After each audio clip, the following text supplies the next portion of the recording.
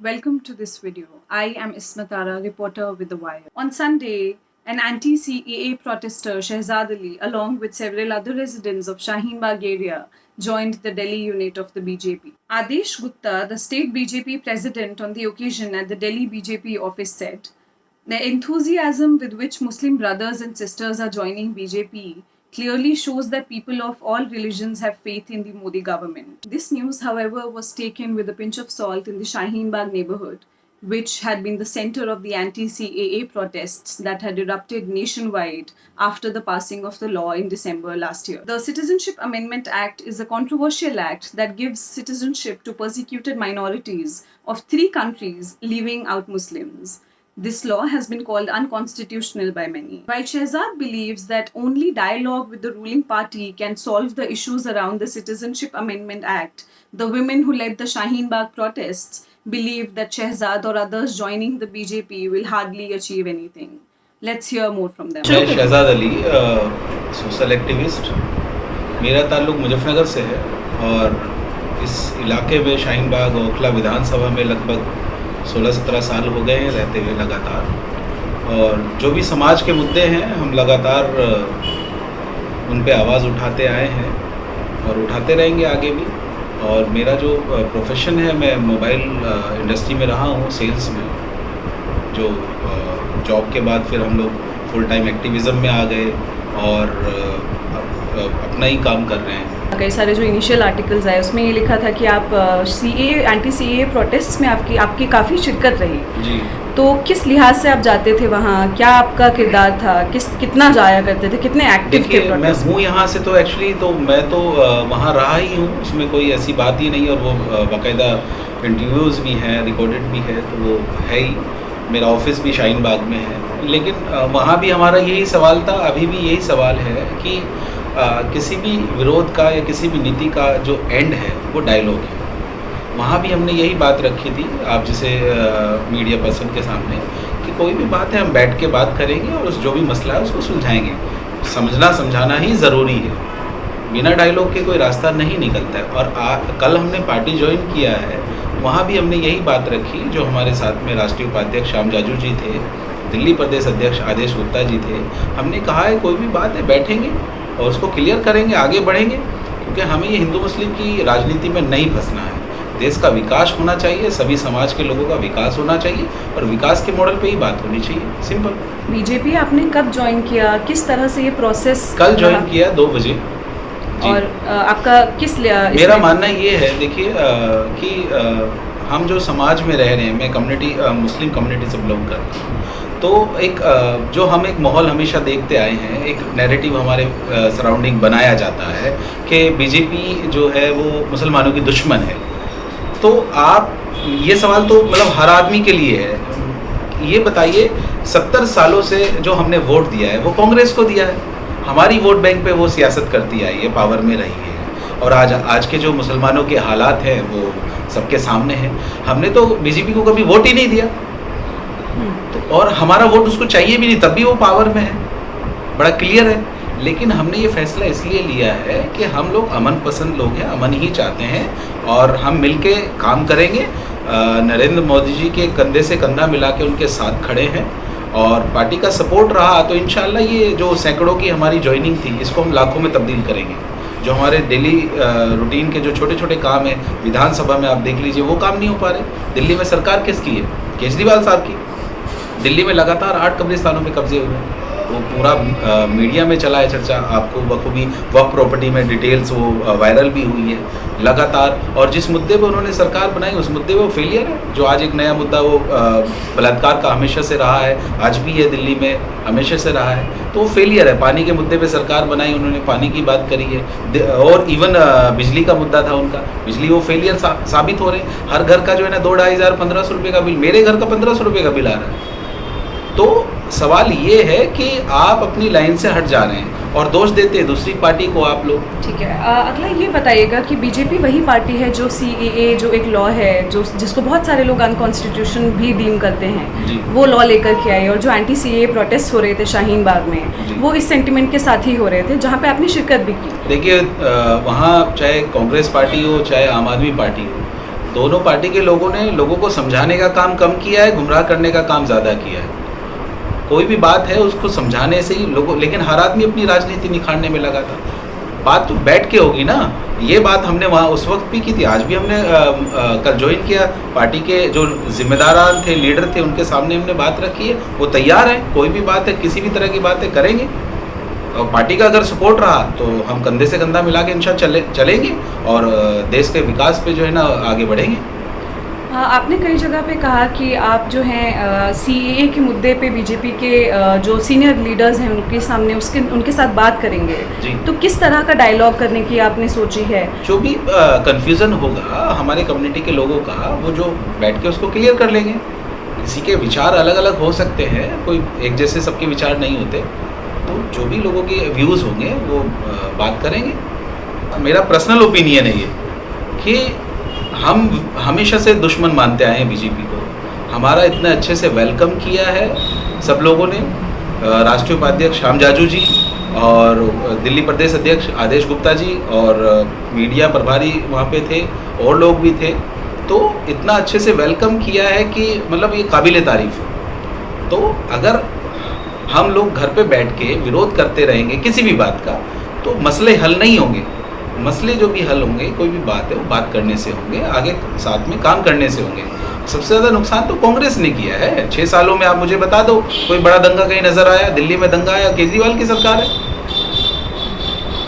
ठीक है। केजरीवाल सरकार को यहाँ पे आके जो प्रोटेस्टर जो कर रहे थे, क्या उनकी जिम्मेदारी नहीं थी समझाने की?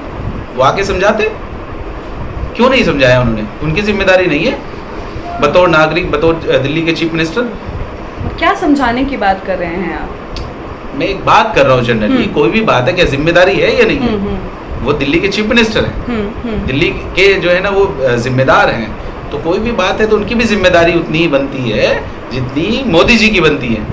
और लगातार वहाँ से कुछ लोग आए भी हैं समझाने के लिए, ऐसा नहीं है, लेकिन वो जो अलग पार्टी के लोग थे उन्होंने एक माहौल वो क्रिएट किया, इसलिए वो डायलॉग नहीं हो पाए। एक रूमर चल रहा है फेसबुक पे और ट्विटर पे, रूमर है या सच है वो आप ही बता पाएंगे, कि आप किसी एक ऐसे ऑर्गेनाइजेशन के साथ ताल्लुक़ रखते थे पहले से जो कि प्रो बीजेपी था। नहीं, बिल्कुल नहीं, मैं ऑफिशियली किसी ऑर्गेनाइजेशन में नहीं। जी।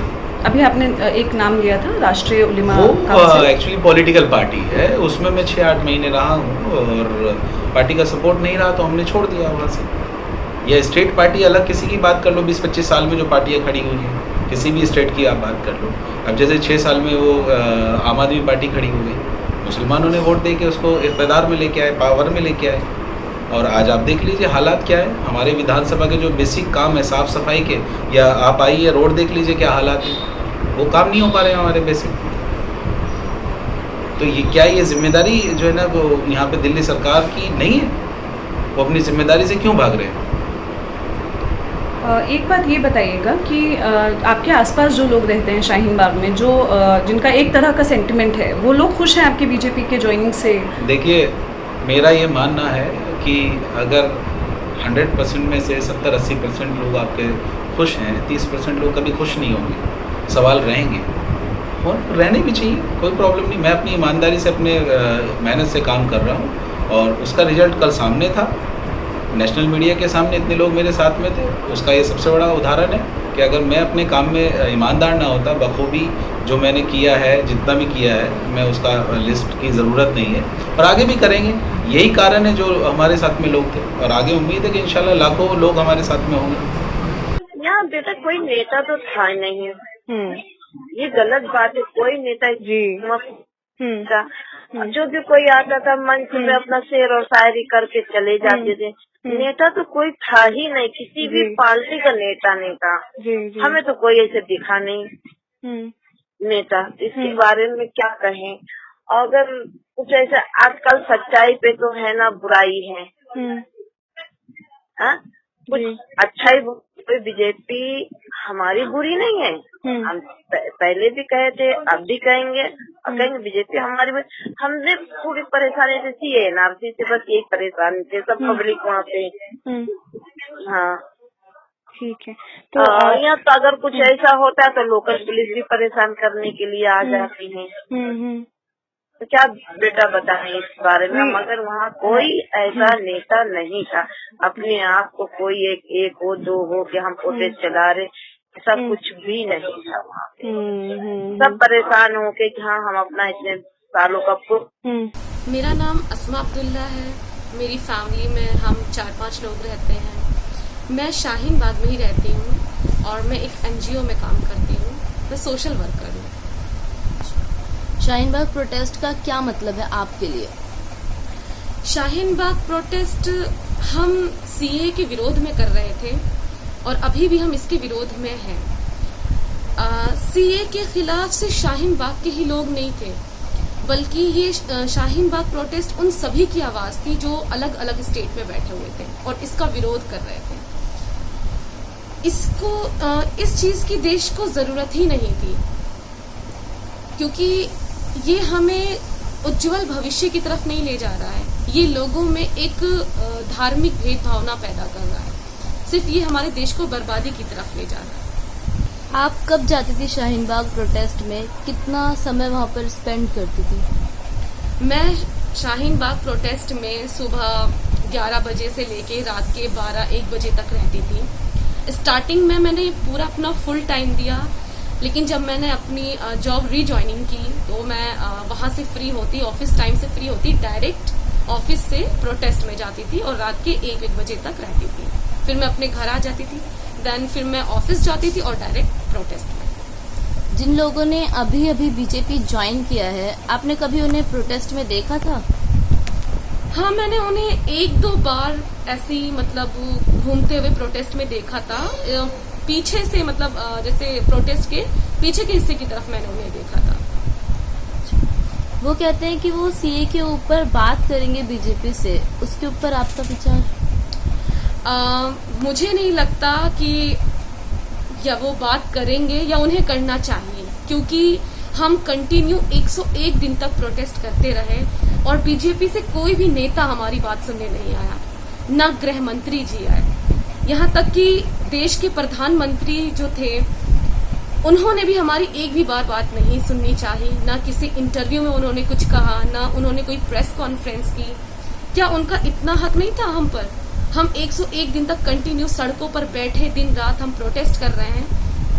वो कहते हैं कि मेरी नजरों में सारे कम्युनिटी के लोग सेम हैं, तो क्या उन्हें एक भी बार हमसे बात नहीं करनी चाहिए? हमने उन्हें इनविटेशन भी दिया, कितने बार इस जगह बुलाना चाहा अपने इंटरव्यूज में, मीडिया के थ्रू, पर कभी भी उन्होंने इस पर कोई अपना पक्ष नहीं रखा। शहजाद अली, जिन्होंने कल बीजेपी ज्वाइन किया, वो कहते हैं कि वो NTCA प्रोटेस्ट का हिस्सा थे। आपने उनको कभी भी वहाँ देखा था? उनका ये कहना कि वो शाहीन बाग प्रोटेस्ट में आते थे, पर उनका ये कहना कि वो इसका पार्ट थे, ये बिल्कुल गलत है। वो उनका कोई ऐसा रोल नहीं था शाहीन बाग प्रोटेस्ट में। मैं कंटिन्यू शाहीन बाग के प्रोटेस्ट में रही हूँ। मेरा घर बिल्कुल उसके जस्ट पास में था। मैंने उन्हें सिर्फ 1 से 2 बार देखा है, और वो भी उनको पीछे की तरफ। मैं बता रही हूँ आपसे कि स्टेज के पीछे की तरफ मैंने उन्हें देखा है। उनका कोई ऐसा इम्पोर्टेंट रोल नहीं रहा प्रोटेस्ट को रन करने में, और वो ये बिल्कुल गलत कह रहा है। द वायर के और वीडियोस देखने के लिए सब्सक्राइब करें और बेल आइकन पर क्लिक करें। स्वतंत्र पत्रकारिता की आर्थिक मदद करने के लिए डिस्क्रिप्शन में दिए गए लिंक पर जाएं और अपनी राशि चुनें।